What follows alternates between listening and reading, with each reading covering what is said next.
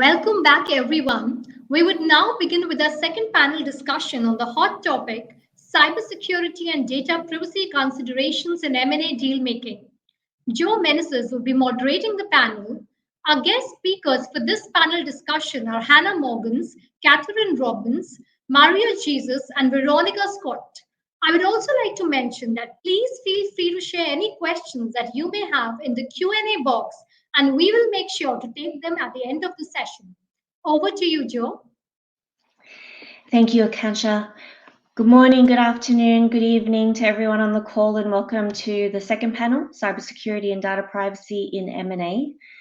My name is Joe Meneses. I'm a partner in KPMG, and for KPMG Australia, I lead our IT deals services practice.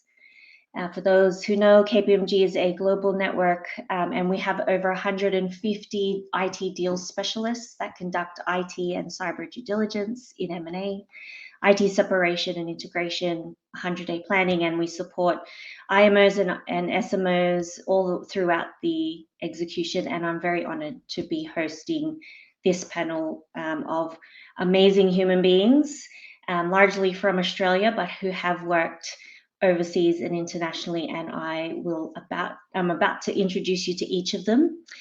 But just to get us going, and knowing how some of the terms in cyber can be quite complicated and confusing, threat vectors, threats, actors, I thought it might be useful as each individual panelist introduces themselves to speak about one of their favorite terms and explain it to you. So your first panelist. Today you've got Kathy Robbins. Kathy has over 20 years experience in both managing cybersecurity in organizations as complex as NAB and ANZ, which are two of Australia's big four banks, as well as Telstra, the largest telecommunications provider in Australia, as well as having years of consulting in PwC, Deloitte, and KPMG. And now Kathy joins us as the lead for IBM Security Services Practice for Australia, Southeast Asia, New Zealand, and Korea. Kathy? Thanks, Joe. My favourite term is phishing. Well, it's not one of my favourites because I love all the terms because it keeps me in business, all the cyber attacks. But phishing is a social engineering attack that targets users via email.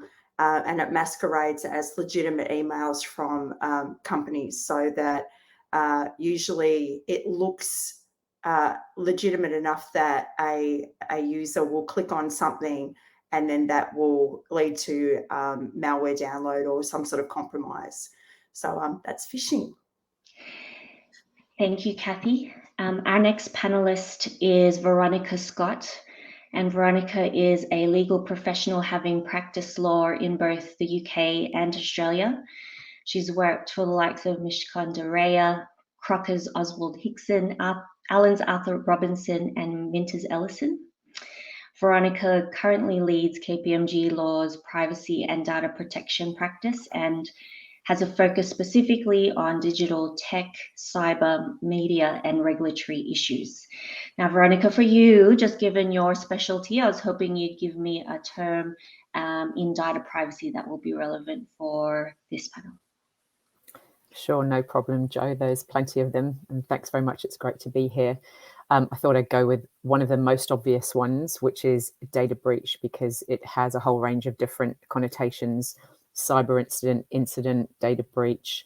But I think the most important thing is to think about when data breaches are notifiable, or suspected data breaches are notifiable from a legal perspective, because certainly in M&A deals, what you want to do is, obviously there's lots of common incidents that happen every day, but those ones that are the headline ones that really identify the risks that you need to be thinking about in M&A are those data breaches that have been potentially notifiable or become notifiable and have been reported to a regulator because there's been unauthorized access or disclosure of personal information, and we can unpack some of that later. Perfect. Thank you, Veronica. You've left us a teaser for one of those questions. Awesome. Next in our panel is Hannah Morgans. Hannah is laser focused in the cyber insurance market, where she is the cyber growth leader for the Pacific region at Marsh, who is a global leader in insurance broking and risk advising. Hannah has strong market intel and extensive experience in cyber insurance, having worked in London, the US, and Australia. I'm really looking forward to hearing your take on the cybersecurity and M&A. So Hannah, over to you, your favorite cybersecurity term. Thanks, Jo, and thank you everyone for having me on the panel today. For me, it is ransomware. I think ransomware is probably one of the most prominent cyber attacks that has affected industries and definitely the insurance industry. Ransomware is a malicious software which is basically designed to block access to computer systems until a certain amount of money has been paid to that threat actor. And what we've really seen from an insurance perspective, which we'll dive into later, is the effect that that's had on the industry. Thank you, Hannah. And last but not least, Maria Jesus Casado de Almeida Martinez, or MJ, as we fondly refer to her. So MJ has been monitoring and analyzing cybersecurity activity for 10 years and is KPMG España's head of cybersecurity intelligence unit. Her team looks deep into publicly available online sources as well as on the dark web to understand the digital footprint of an organization. So Maria? Thank you for having me, Jo. Well, my favorite term is zero-day attack. Obviously, sometimes there are computer systems and software that have a vulnerability. Sometimes it is known or sometimes it is unknown, but it is exploitable. And until the software manufacturer prepares a patch, this software is vulnerable. So in that period of time, a potential attacker could exploit that vulnerability and perform a successful cyber attack. So that is basically a zero-day attack. Awesome. Thank you very much. So we might get started on some of the panel questions. Again, a reminder to drop in any questions in the Q&A chat on the platform. But this first question is for Kathy, or to start anyway. So this question is about, just given the current cybersecurity activity that we're seeing, can you maybe share what you're seeing in the market, how that's specifically relating to M&A, like with some examples, and from that, key risks that we need to manage during the M&A around cybersecurity? So with some of the things that we've touched on already, so phishing, ransomware, patch management, we find that in the market that some of the cyber attacks that we're seeing, some of them are not getting the basics right. And in an Australian market, there is the Australian Signals Directorate or the Australian Cybersecurity Centre's Essential 8, so which covers multi-factor authentication, making sure that your environment is patched, and the top 8 practices to sort of get a baseline or the essentials right. And we do find that a lot of vulnerability and a lot of cybersecurity attack aren't sophisticated attacks. It's because the basics haven't been done right. And then the other side to that is we are seeing compromise and then ransomware attack on the back of it. So what we find and where that can play out and impact an M&A is where a due diligence hasn't included cybersecurity. And I've seen at the other end where an organisation has acquired a company without doing a cyber due diligence and has acquired a company with a very poor cybersecurity baseline, and then they have been compromised shortly after acquisition.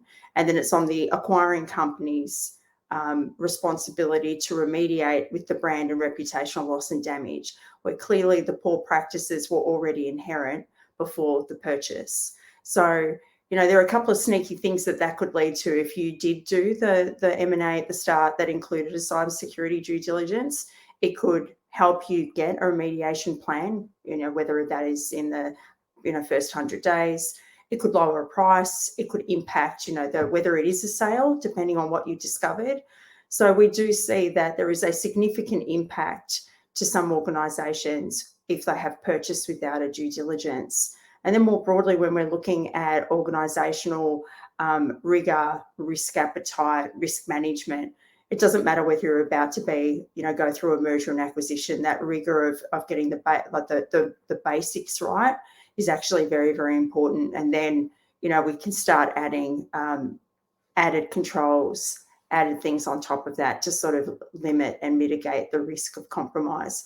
But that's the biggest impact to M&A, is that lack of due diligence at the start to find out what the cybersecurity posture is of your acquisition target, and to see whether there are any strange things, potential things that will come up post purchase that will be a significant issue and quite a costly and reputational impacting one.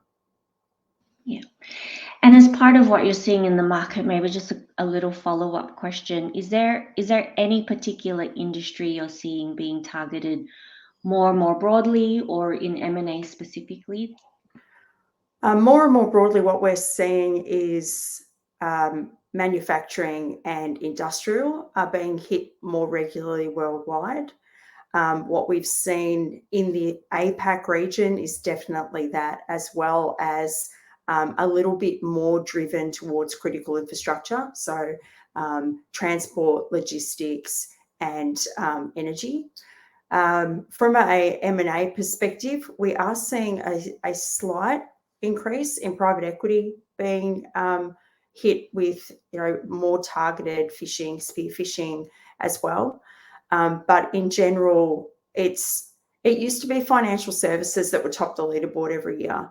We're seeing a shift now into more of that industrial and manufacturing, and I think it centres a lot around the OT and IoT convergence with IT, because that can actually have quite a significant impact, and it's usually at a lower security posture where we refresh our IT environment pretty regularly. So, most organisations are 3 years of IT refresh. But when you go to, imagine you're a manufacturing plant, you're not refreshing that. You'd be lucky to refresh that every 10 to 20 years. So the OT infrastructure can be quite outdated, and then you're connecting that to the internet, or you're connecting it to the IT network that then is connected to the internet. So we're sort of seeing more opportunistic attack, and a much harder way, it's much more difficult for us as security professionals to be able to protect that environment as well. And we also have the complexity that a lot of the OT infrastructure that we're looking at in manufacturing and critical infrastructure is so, there's such a high availability and risk associated with it that people don't want to touch it. So it's like, don't mess with the OT network. And so you're less likely to get a window to patch it, or the business to say okay to do anything that might knock that system out. So then you've got this horrible, this perfect storm of opportunity to be able to attack that environment, which is why we're definitely seeing the attackers target them, because it's low-hanging fruit and slightly easier pickings than some of the more agile, a lot more regulated industries that have to do cybersecurity as a default, like financial services and in the Australian market with CPS 234. Yeah, especially just given the pandemic, everyone's really had to live online to stay connected, and organizations have had to consider changes to their business models to survive this period. And I think it's changed the world forever. So I think cybersecurity issues are going to be here to stay, and those insights were very helpful.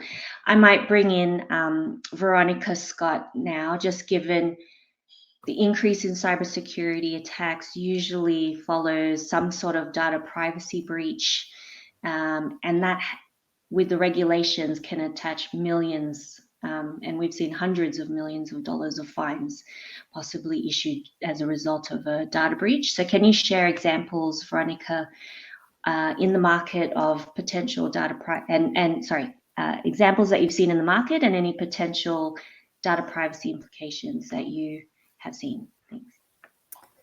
Sure. Thanks very much, Jo. I guess it's a question of where to start and how long the list is. But thinking from an M&A perspective, and reflecting on, your question about industry, and the pandemic, certainly health data, the health sector and related industries are really seeing, because they're very heavily data driven and because that data is so rich and so important for a lot of reasons, we're seeing a lot of, and also they're not as mature from a cybersecurity perspective, and they've kind of, the technology has accelerated, but they haven't again necessarily accelerated, and they take a very different approach, just like with the manufacturing industry, to how they sort of go about protecting, using, accessing their core data. So we certainly see that the health industry is pretty exposed. I think in terms of examples, we're seeing a lot from a ransomware perspective, and the way they happen can be a whole range of reasons. It might be human error, it might be a patch that wasn't updated, it might be somebody was even on holiday at the time something happened and didn't, follow up on something. There's so many reasons. So you might have the sort of the whiz-bang security sort of infrastructure and protections, and Kathy will do everything possible that she can do for you, but there's no protection against those sort of human error. And certainly from a fines perspective, we are really seeing that very, very proactive regulators acting. But I think really the key lesson to take away is the fines are high, but actually the cost of recovery is even higher, and the long-term damage to your reputation, and the fact that you might be a business that is interested in being acquired or looking at targets, that sort of trust perspective, and the long-term cost and impact on the business doing the business that they want to do. I think that's something that people kind of discount. So they go straight to thinking about there's a privacy breach that might happen, we'll compromise data, we'll need to deal with that, we might have to report to the regulator. But it's really the long-term impact that I think people really need to think about. And we've seen that across a whole range of businesses. Also, what we've seen, for example, with the Excellion ransomware attack that happened last year, which impacted a whole range of different industries. It's not one particular industry doing one thing. That's really where you've got a third-party provider and you're relying on an application that they provide, and it's not necessarily being treated as fit for purpose in each of those industries that are using it. So we see very much in M&A due diligence when we're looking at things. What are the contracts? What are the vendors support that you've got? What are you using? Who's processing and accessing the data? Because that's really where you start to get sort of to be able to lift the bonnet and understand what the potential issues are. That's a great overview. Thank you, Veronica. Just, you mentioned there when you're doing M&As, how much access do you generally get from the target to allow you to get really an understanding of their data privacy kind of controls? It really depends, and I think it can take a while. And you look for access in a number of ways. Obviously, through the data room, there are certain standard requests that we might make, but you really want to be able to talk to people as well. I think you can get really, really good insights, and they start to sort of point, they start to direct you as to where you might want to look. Understanding the people and the skills in the organization are really, really important, because that then starts to give you a sense of what their data cyber governance is like, and whether it's all down to the IT team to do all these things. Increasingly, these things are very complex, and you can't simply rely on the IT team to do all these things, and you can't necessarily just rely on the internal lawyer to do all these things. So when you look at what the kind of broad skills that an organization has, and to be able to talk to some of those people who really can talk that language and answer your questions, that's really important. And I mean, often, these things are confidential. It's difficult to be able to talk to the right people. You have to wait, and you have to really start to sort of join the dots and build up that picture, and then sort of plug it in. So timing can really, really impact it.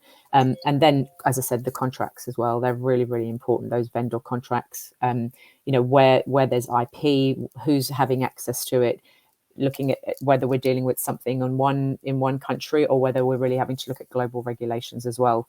E-commerce sites that are really supported and will be subject to a whole bunch of different global regulations, which come back then to the data breach point you made, in terms of different levels of risk and exposure, and serious penalties that can be imposed depending on the jurisdiction.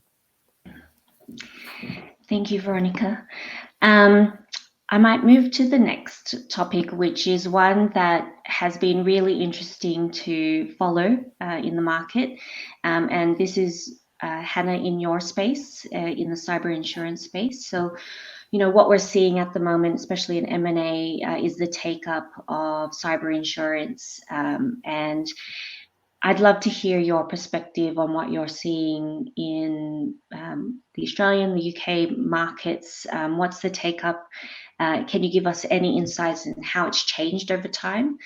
And the claims, I'd love to hear a little bit about the claims or trends that you're seeing. Thank you. Yeah, definitely. I think the market, the cyber insurance market has changed dramatically, I would say, probably over the last kind of 12 to 18 months. The interesting thing there really was probably the first cyber insurance policy was written back in 1999. So cyber insurance has been around for a very long time. It wasn't called cyber insurance in 1999, but it's developed and the policy and the wordings have changed. But if we look at, there's probably an uptake in the larger clients. Larger clients would probably say 50% now obtain cyber insurance, and there's definitely a growing demand across kind of that corporate level.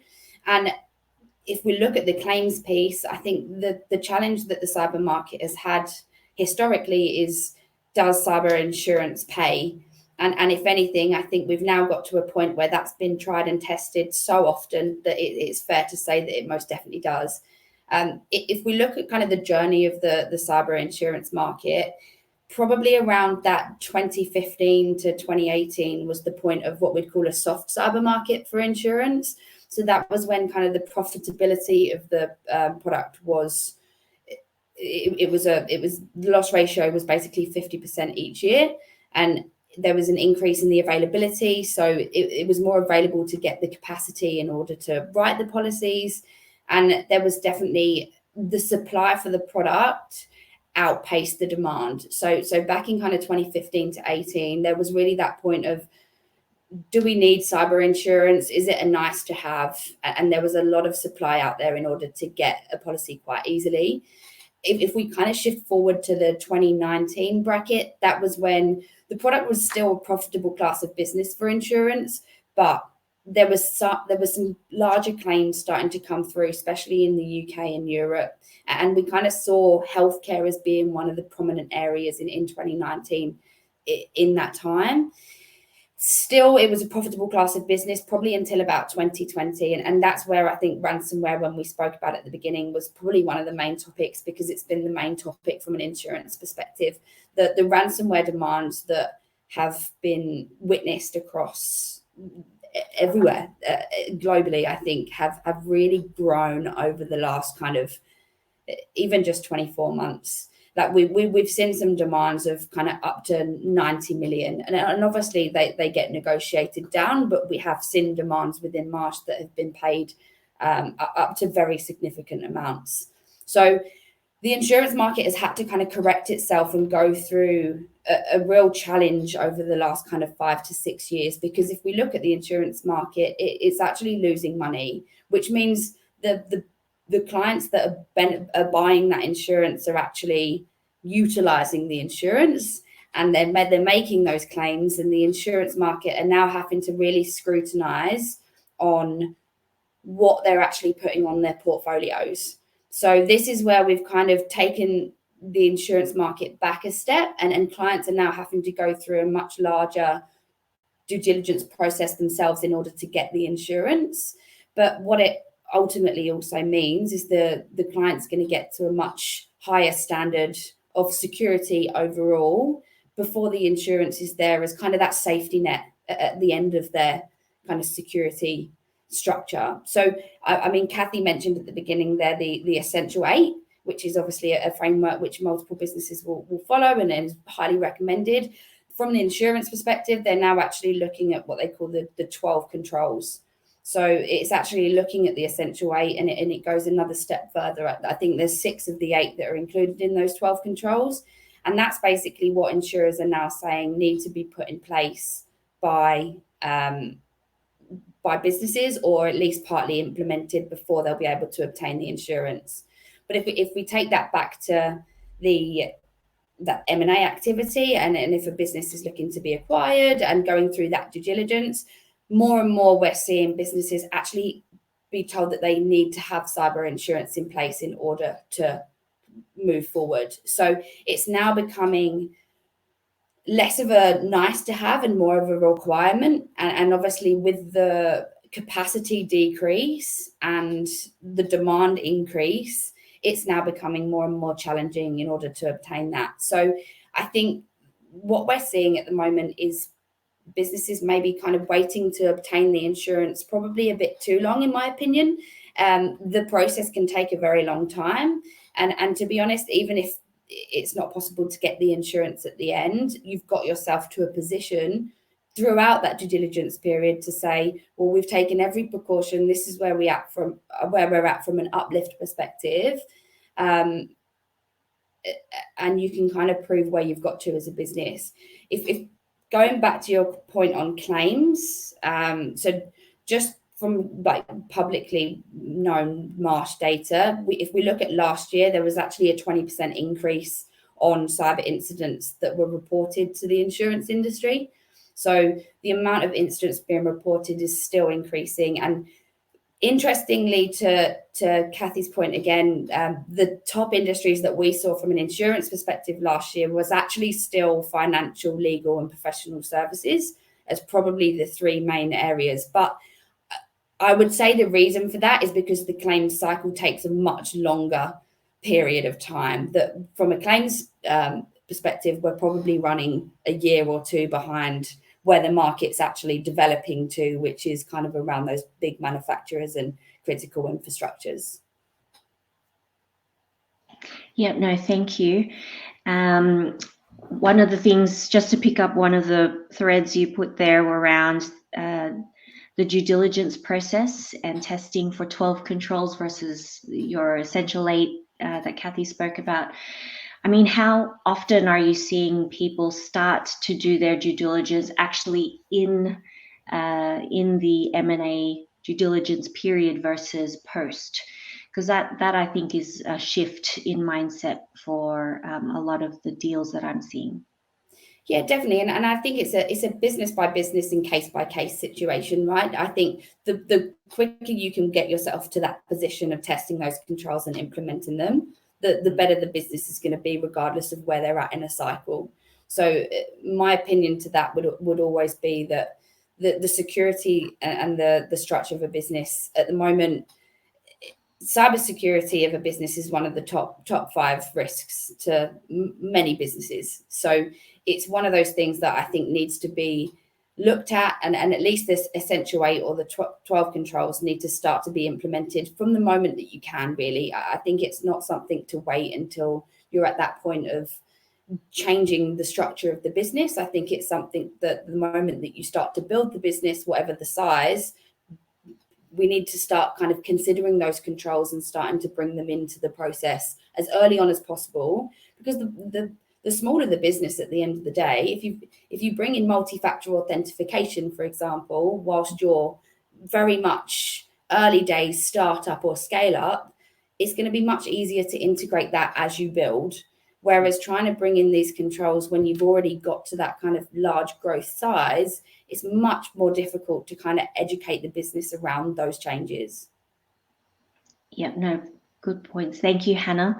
I know in the due diligence work we do, sometimes access to management to allow us to do any real testing is definitely not something that can be done pre-signing, and which is why it's really interesting to have Maria MJ here from our Spain practice, who can provide a view around the digital footprint of an organization from a outside-in perspective. So maybe I might hand to MJ around, and so often targets don't even know what their digital footprint is and if they're at risk or if there's any potential indicators of compromise. So maybe MJ, can you explain fairly simply what a digital footprint analysis might aim? Absolutely.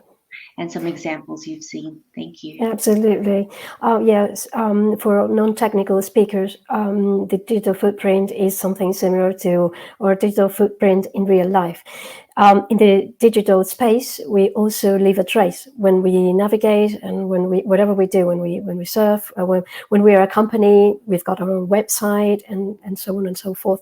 So there is a trace there of data, and that data can have an impact on us. It can be a reputational impact. It can be, I don't know, a positive impact. It can increase our market, our sales, whatever. But also, there is a lot of information about us on our cyber exposure, on vulnerabilities, on potential vectors of attack. And most companies are not aware of them. And, in my experience, I've seen how very big companies, they spend a lot of money in cybersecurity. And they had, a huge investments, but they hadn't that insight on their digital footprint, and all the information publicly available to those who know how to look for it and find it, that could be used to exploit it and to perform a successful attack. For example, I'm thinking of a business email compromise, for example. A VIP of a company has lots of information in his social media and some private and family-related information, like the name of his sons and where he's going on holiday, what he's doing. I remember a client like a couple of years ago that lost $9 million as a victim of a business email compromise. The CEO was on holiday in the Mediterranean Sea. He was sailing, and his daughter, she wanted to become an influencer in Instagram. So she was publishing every day a story explaining what they were doing and what they were drinking and the restaurants they were eating at. And some attackers just found that information, and they identified a person in the company who was covering for the CEO holidays, and they just impersonated him, and she believed it, and she started transferring money. As simple as that. And that's an example. But with the digital footprint, we cover a wide range of possible vectors of attack. If you look at them isolated, well, they might make no sense. But if you cross them, if you correlate them, then you will have a different perspective. For example, I'm thinking of phishing, or I'm thinking of, I guess all of us, we have a LinkedIn profile, LinkedIn. Yes, like I think it was in 2016. Well, this is a bit of an old example, but it's a good example. LinkedIn was compromised, and emails and passwords were being traded in the dark web. And at the end of the day, well, nowadays, but just some months ago, some months later, they just became publicly available to everyone. And on the other hand, there were companies that had that had publicly available login interfaces. For example, a webmail interface. Well, a potential attacker can just take your LinkedIn from the LinkedIn breach, can take your email, corporate email, and your password, and then he has found a login interface to a VPN service to connect directly to your company's servers. Then you just type your email, then your password, and then you're in. That's an example. There are some other examples, like we said before, like outdated technologies. There are loads and loads of companies that don't have an awareness of all the technologies they're using. They have a website, but then that website has that is a domain.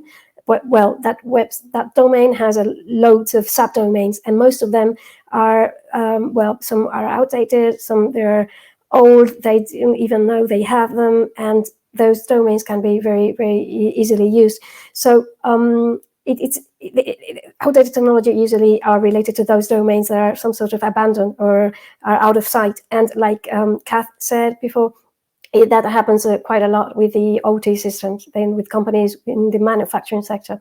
So this digital footprint exercise is something very simple, and is what basically a potential attacker would do. If he's targeting us or a company, he would basically do a zero knowledge assessment, and that is what we do. We just collect all the information publicly available about us and our IT systems from the mind of an attacker, and then we correlate the information and find potential indicators of compromise or potential attack vectors. And as I said before, from my experience, there are big companies that spend a lot of money in a lot of cybersecurity, but they don't have the basics. They don't have an awareness of how others see them. And on the other hand, I've seen also very small companies that they have a very, very limited budget, but they are just focus on the basics. And that's a very frequent in an M&A context, because this digital footprint exercise seems quite convenient in this sort of operation, because we need no information whatsoever from the target, and we are not going to touch the target at all. For example, if you perform a pen test exercise, that is something that sometimes is done in the frame of a M&A operation, the target must provide you with information, must give you permissions and everything.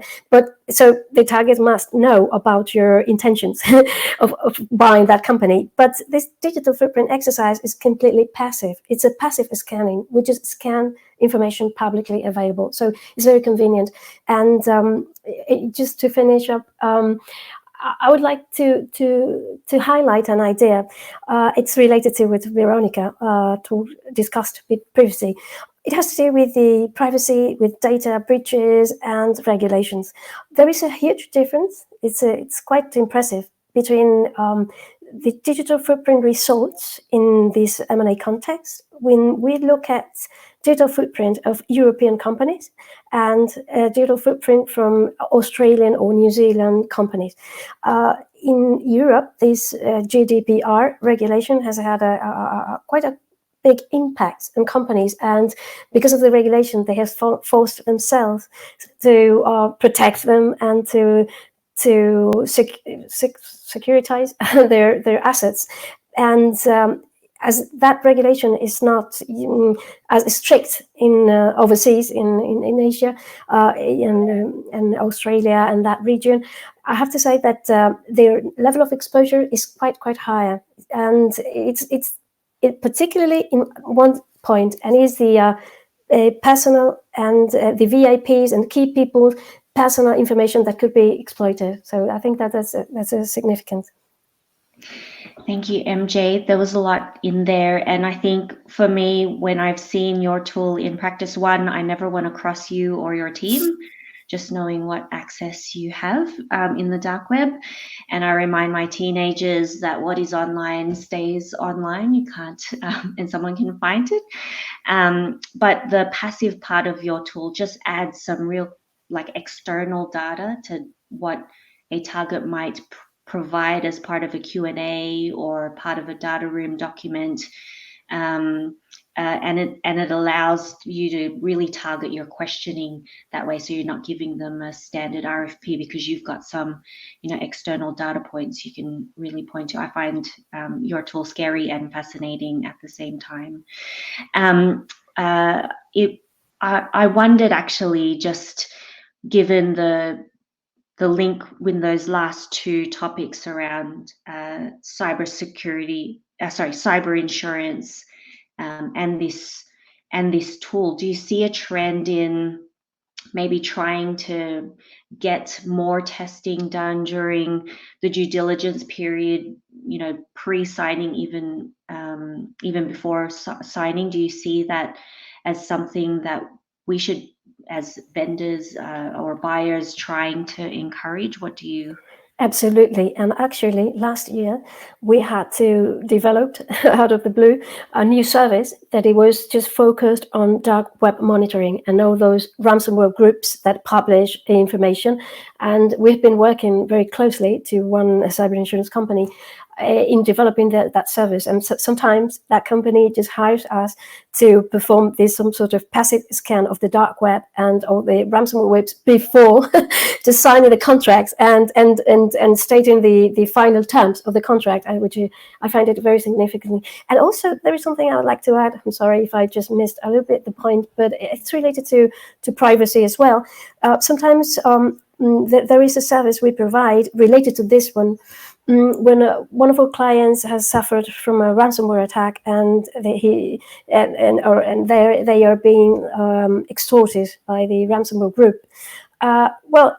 Within Europe, they have a very strong regulation that just compels them to inform the regulator and also the owners of the data that might have been breached. And we work with that. We help them avoid a very huge fine from the regulator, because once they've suffered the ransomware and the data have been finally breached and the data is being trafficked in the dark web or the underground communities, we help them keep track of their data so that they can inform the regulator and say, listen, I know I suffered from a breach. That information has been publicly exposed, but I'm keeping track of it. I'm notifying my clients or the owners of the data, and I'm keeping track of it. And that is something that many insurance companies are asking us as well.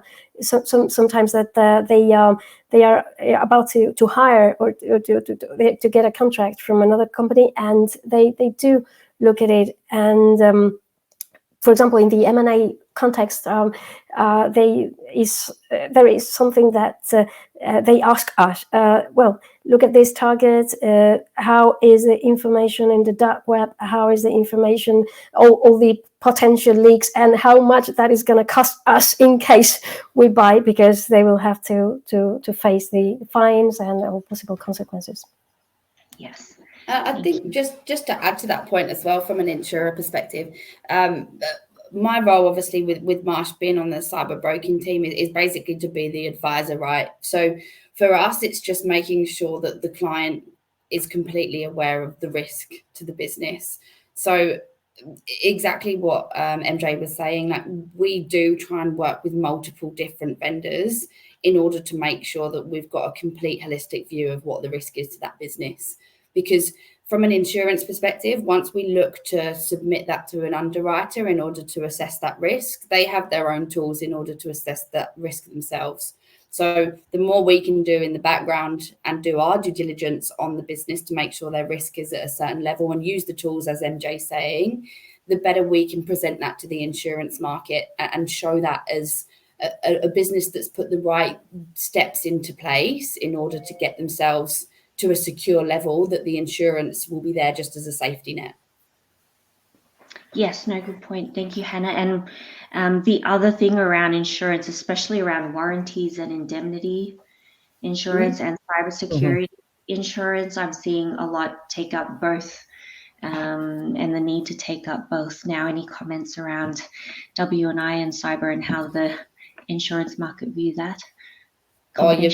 You're probably taking me out of my own bubble of cyber insurance there, so I'm probably going to stay in my box. I can add. All I could add is that obviously W&I is something that's always that's been the focus from an M&A perspective, and generally you can sort of look to what the loss might be or the damage.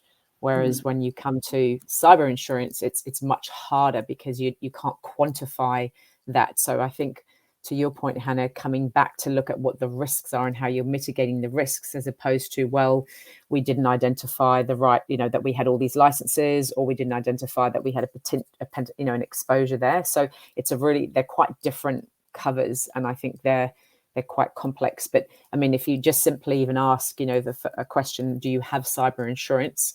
And an organization says they're not sure, that can tell you a lot about the organization straight off. Yeah. Whereas they'll have other, the usual sort of P&I and et cetera insurance. But yeah, it's and I think you'll probably see that quite, people don't tend to take out cyber insurance from an M&A perspective post M&A, but you can see how that might become something that would be much more important. Thank you, Veronica. Maybe just to bring in Kathy back into the discussion. The team had talked through or had mentioned quite a couple of times around quantifying the risk or quantifying. Are there any benchmarks or measures around cybersecurity that we can use as a guide during our M&A, knowing that how long is a piece of string? But is there any guidance you can provide, Kathy? Usually in M&A, you find out what the IT spend is, like the total IT spend. On average, the cybersecurity spend should be between 15 and 20%, all the way up to 30%, depending on whether they're going through transformation. So if you are finding that there isn't a significant amount of spend from a cybersecurity perspective in your little financial digging in, then you know that you'd want to go and look a little bit deeper from a perspective of what investments have been made from a security standpoint within that organisation. And that's regardless of what size the organisation is. So you could be, looking at a smaller organisation where they don't have a significant cybersecurity workforce, but you should see a spend on an outsourced workforce then, or business partners or something to make up for the fact that they don't have the arms and legs on premise to do the actual cybersecurity work. So that's one way of sneakily finding out, whether there is any sort of cybersecurity work being done. But then the other side of benchmarking and risk quantification, it's a very long piece of string, and it depends on the size of the organisation and its risk profile and its risk appetite, and then how the cybersecurity team can enable a business outcome. So again, that comes back to if you wanted to do a rough order of magnitude, you're looking between that 15 and 20 for a mid-sized, or depending on where they want to be from a perspective of whether they're more leading edge, you'll probably get up to past the 20%, between 20 and 30%. Or if they're keeping lights on, you'll probably be between the 10 and 15%. So that's a rough order of magnitude that we see as a trend in market. Perfect. Thank you, Kathy. We've got a few questions coming up in the chat, so we might move to that before we finish with maybe just one piece of advice you'd give the panel. So I'm prepping you in advance for that question. But let's go to the Q&A. So the first one from Aria: what other areas of cybersecurity do you think a company needs to consider in the M&A context? I assume that's in relation to the cyber attack terms we talked through, but maybe what are your top areas of cybersecurity would you want to consider in M&A? I'll go around to Kathy first. So I guess I'll align to Nist. So you want to look at the 5 pillars of Nist: identify, protect, detect, respond, and recover.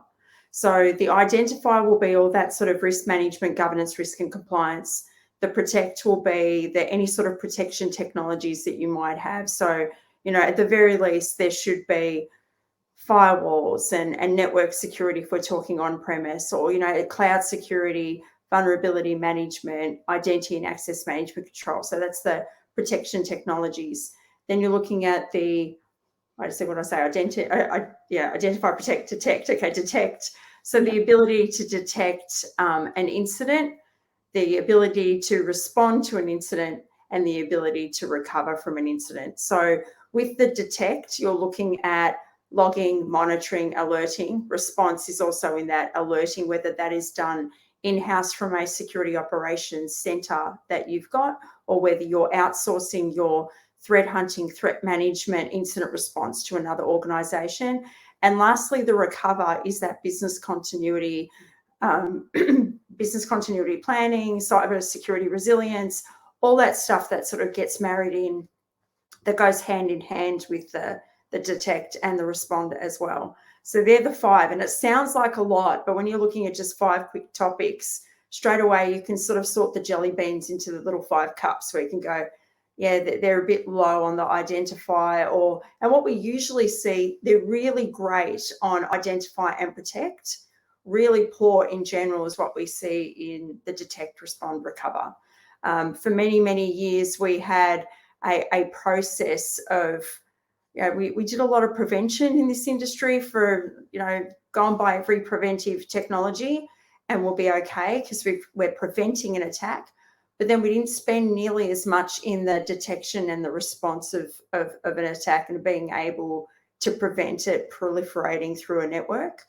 And I use this horrible analogy. So you can tell I was scarred as a child watching the Heart Foundation ads, where there was years and years of, healthy diet, the Australian Heart Foundation telling us to, don't eat crap, go and exercise and don't smoke. And then there was this ad, and I think I was a child when I saw it, where the guy was lying on the slab in the morgue, and then he went backwards in, you know which one I'm talking about, Joe? Where he went backwards in time to where he was sitting reading a book and he had a funny pain in the shoulder. And then he's gone into the kitchen to have a glass of milk because he's got, heartburn, and then eventually has his heart attack and dies. It pivoted, the Australian Heart Foundation pivoted from prevention to detection and responding, calling 000 within 10 minutes, and then recovering from your heart attack. We need to do the same as the cybersecurity industry, where we go detect, respond, recover.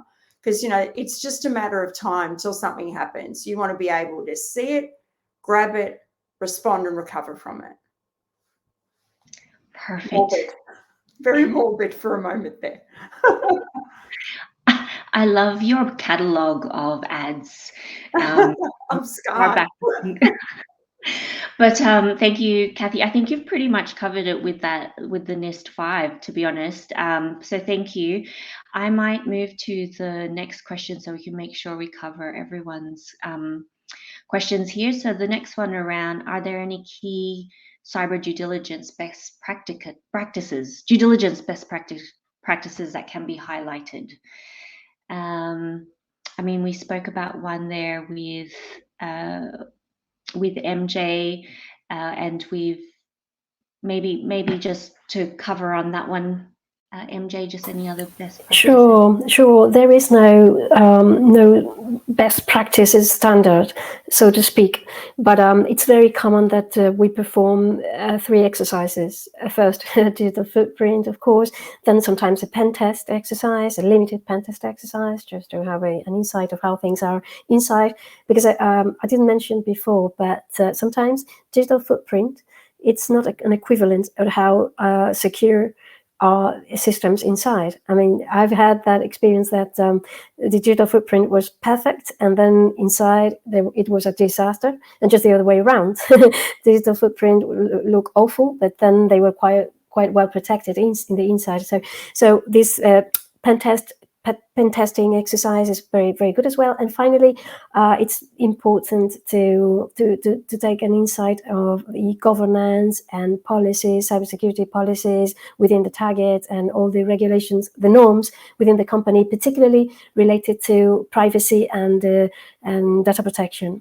I think that those three bases, I think, are a very, very good beginning as best practices, even if there is no standard as such, I think. Very helpful. Thank you, MJ. The best practice I can advise is to actually conduct a cyber due diligence during due diligence to avoid one being stung with a hefty remediation bill, or worse, a ransom attack or some actual cyber attack that you then have to respond to. And then actually leading into the last question there for Veronica around data privacy, what can you explain the data privacy focus during due diligence? Maybe if you can answer that would be helpful. Thank you. Sure, Joe, happy to. And I think it's important first to kind of understand that you have data privacy on the one hand, cybersecurity on the other. They are quite different, but they're related. So you need to think about them both separately and together, because we talked about risk before and the potential quantification. The more data that you have, the richer the data you have, the more the volume, the different types of individuals that the data is about, where it's located, the supply chain and who has access to it. All those things are really important to consider. And then, of course, in turn, knowing that, having mapped your data, having understood what the governance arrangements are, what the contractual framework is, why it's being collected and used, it's part of a business strategy. Is it really about technology and IP, or is it really about sort of customer data and insights? Once you understand all of that, then you can really think about this sort of how the cybersecurity framework then applies to that. And the two should really kind of meet and speak to each other. And if they don't, then that really does identify that you have a potential issue as well. And of course, back to Kathy's point about, just taking it from those 5 points, you can really think about sort of data privacy in the context of each one of those. Identify your data, understand, be prepared. Are you protecting it? If something happens, are you prepared to respond? Do you know what your obligations are? What team are you going to bring in to respond to that? How are you going to escalate it? Who makes decisions? So a lot of the time we'll ask in our due diligence about to understand the privacy and the data that the organization has, who it's about, where it sits, all of that. And then we'll go on to ask, well, can you tell us about your data breach history? Have you had any complaints, any notifications? What have they been about? And the level of maturity at which those sorts of the answers we get can really help give us insights as well to how well the organization understands its privacy related obligations around cyber, and whether it's even learned. When you think about a history, do you go back 1, 2, 3, 5 years? Because that can give you a really good insight into sort of how the organization, they're not going to be perfect, but is matured. Is it thinking about and looking at these issues? Has it got a program of improving compliance around these things as well? And what are the things that are going to be from a buy side? What are the things that you're going to be interested? What are the key risks that you want to know about, and the ones that can be addressed before completion, or that you'll take on notice, or that you'll build that framework around in the sale documents, or obviously in insurance, buying insurance as well, post deal. Perfect. Thank you, Veronica. I can see Akansha on there. So maybe just one final question and rapid fire to the panel here. One piece of advice you'd give to anyone about to acquire a company. Can you provide one? So I'll start with Kathy on my top right. I'd ask what were the results of the last penetration test? Perfect. Thank you. MJ? Sorry, I would go for the digital footprint exercise and for working with the IT team just to correct, because most of the times they are very easily corrected and it's just a matter of configuration. So just go for it. Perfect. Thanks, MJ. And last but not least, Veronica? I would ask why. What's the interest? What's the purpose of purchasing the target company? What are you interested in? What's of value to you? And then start there. Love it. Thank you. Hannah does send her apologies, but that is the end of our cyber and data privacy panel. Should I lose Akansha? Oh, there. Hello. Yeah, I'm there. So that was indeed a very interesting discussion. Thanks a ton, Joe, for moderating the panel, and thanks a lot to all the panelists for this very engaging discussion. So we would now have a short break, and we would get back at 12:30 a.m. CET for our third round of panel discussion on the topic M&A integration, challenges and factors that lead to success. Thank you.